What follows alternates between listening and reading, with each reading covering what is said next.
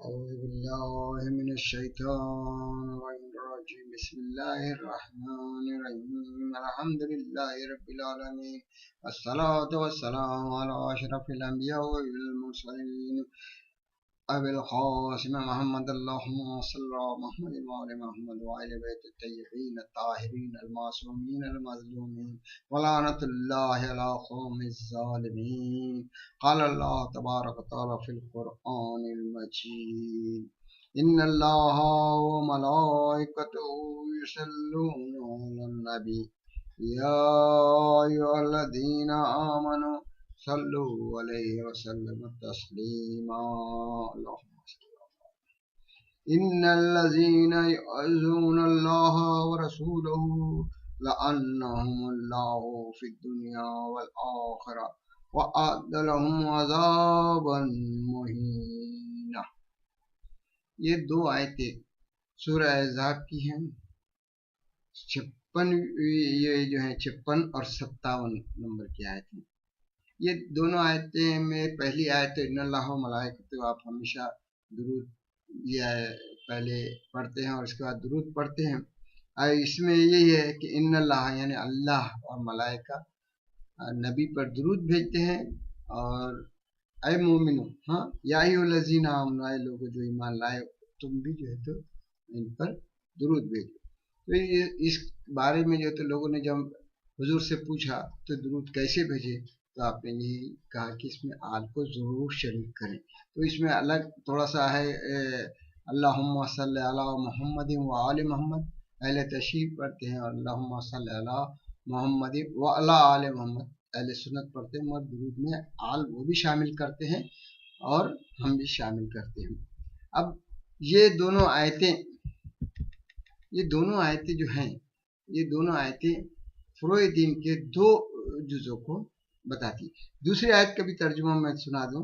ان الذین یعظون اللہ، وہ لوگ جو اللہ یعظون اللہ و رسول، اللہ اور رسول کو ایذا پہنچاتے ہیں. لعنہم اللہ فی الدنیا والآخرہ، ان پر لعنت اللہ کی دنیا اور آخرت میں، اور ان کے لیے عذاب مہین ہے، ذلیل کر دینے والا عذاب ان کو ہے. یعنی دو آیتیں، دونوں میں ایک میں تولا ہے اور ایک میں تبرہ. یعنی پہلی آیت میں کیا ہے، اللہ ملائکہ درود بھیجتے ہیں. یہ درود کیا ہے، یہ رحمت نازل ہو رہی ہے کس پر، انبیاء یعنی ہمارے نبی پر اور ان کی اولاد. دوسری آیت میں کیا ہے، نبی کو ایذا پہنچانے والے، اللہ کو ایذا پہنچانے والے پہ اللہ تعالیٰ لعنت بھیج رہے ہیں. ان پہ لعنت ہے جو کہ اللہ اور رسول کو ایذا. اب اللہ کو تو انسان کیا ایذا پہنچائے گا، پہنچا نہیں سکتا وہ، کیونکہ اللہ ہے تو قادر ہے اس کو. نبی کو ایذا پہنچانا، اللہ کو ایذا پہنچانا، اور نبی کو ایذا پہنچانا، آل کو ایذا پہنچانا، آل کو ایذا پہنچانا، نبی کو ایذا پہنچانا. کیونکہ پہلی درود والی آیت میں دیکھ لیے کہ ہم نبی کے ساتھ آل شامل ہیں. تو جب اب یہاں پر کیا ہوگا کہ تولا اور تبرہ، فروع دین جو فقہ جعفریہ میں فروع دین پڑھائے جاتے ہیں، وہ کہاں سے شروع ہوتے ہیں؟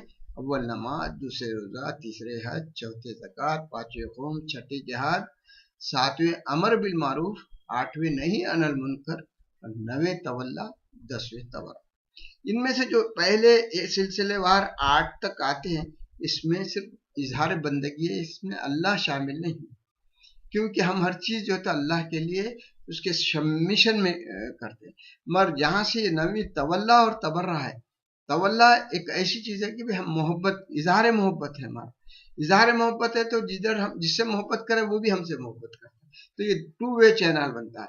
تبرہ بھی وہ ہے کہ جس میں ہم نفرت کر رہے ہیں، جس سے نفرت کر رہے ہیں ہمارا محبوب بھی اس سے نفرت کرے. یہاں پر کیا ہوگا، یہ دونوں آیتیں ان چیزوں کو بتا رہی. پہلی آیت میں جو درود ہے وہ تولا کا ہے کہ اللہ تعالیٰ درود بھیج رہا ہے، اللہ یعنی رحمت بھیج رہا ہے. اب ہم بھی دعائے رحمت کرتے کہ اللہ تعالیٰ ہم بھی اس رحمت کے اس میں شامل ہو جائے.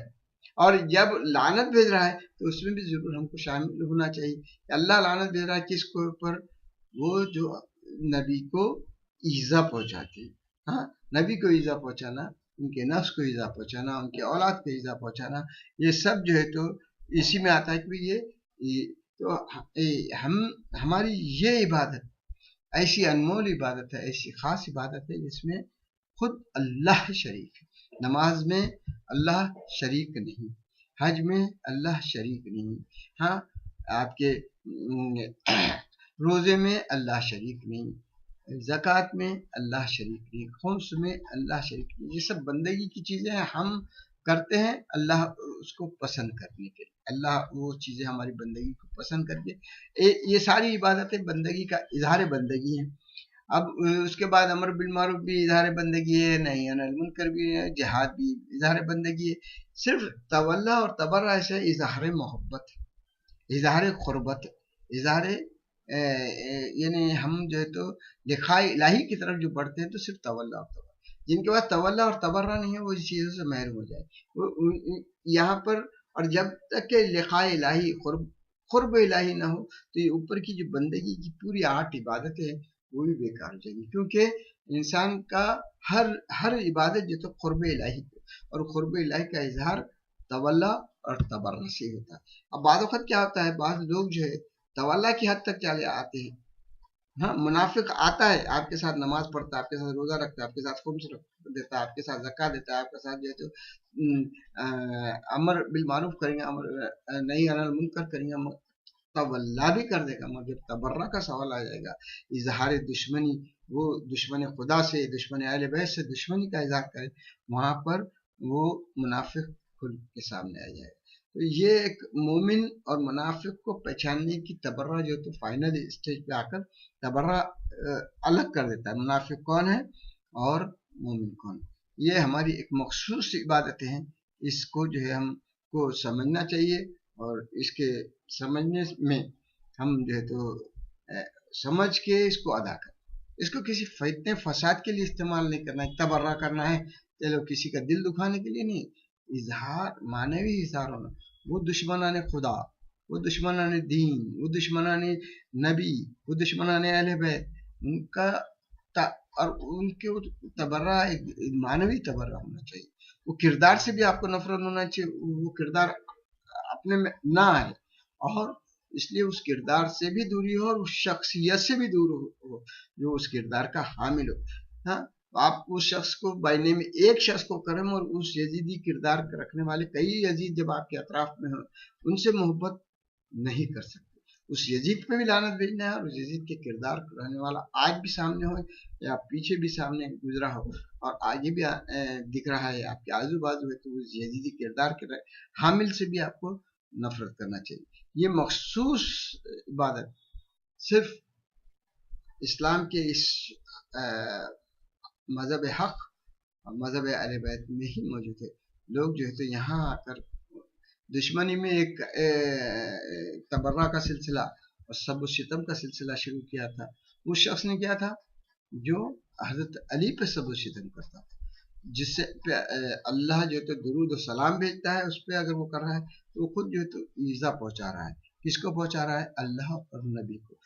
تو وہ خود لعنت کا مستحق بن گیا، اس لیے اب وہ اللہ بھیج رہا ہے، اس پہ وہ کر رہا ہے۔ اب کوئی لوگ نہ بھیجیں اور بات ہے، مگر وہ مستحق لعنت اس لیے بن جاتا ہے کہ وہ ایذا اگر نبی کو پہنچا رہا ہے، وہ ایذا خدا کو ہو جاتی ہے، اور خدا کو ایذا پہنچانے والا، نبی کو ایذا پہنچانے والا خود بخود مستحق لعنت ہو جاتا ہے۔ آپ لعنت بھیجیں یا آپ اس کو رضی اللہ کہیں، کچھ کہہ لیں، کچھ کہنے سے اللہ کی سنت میں تبدیلی نہیں ہوئی۔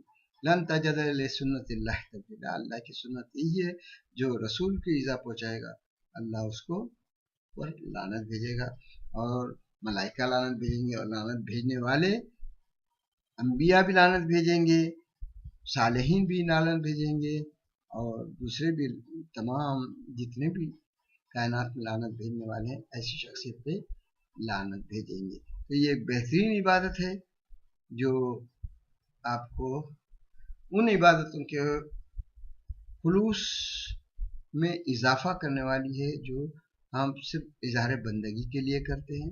انشاءاللہ اور عزیز اس بات کو سمجھیں اور سمجھ کے یہ دونوں آیتیں جو سورہ احزاب جو 33واں سورہ ہے اس کی ایک 56ویں آیت ہے और एक 57वीं आयत है। 56वीं आयत तो सभी मुसलमान पढ़ते हैं और इज़हार तवल्ला तो कर लेते हैं, मगर उसके बाद ही फौरन जो आयत है 57वीं आयत, ना उसको समझते हैं ना उसके ऊपर अमल करते हैं।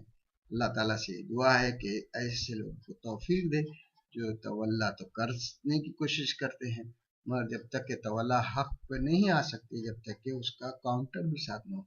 एक क़ुव्वत दाफ़िया होती है, एक क़ुव्वत जाज़िबा होती है। तवल्ला क़ुव्वत जाज़िबा है और तबर्रा क़ुव्वत दाफ़िया है। ये दोनों मुकम्मल इंसान को मुकम्मल बनाती हैं। ये मौला कायनात ने अपने ये बताया है। अब मैं इतने छोटे से मुख्तसर से वक्त में जो कुछ बताया उसको समझने की कोशिश करिए। व आखिर दावाना अनिल हम्दुलिल्लाहि रब्बिल आलमीन। अल्लाहुम्मा सल्लि अला मुहम्मद व आलि मुहम्मद।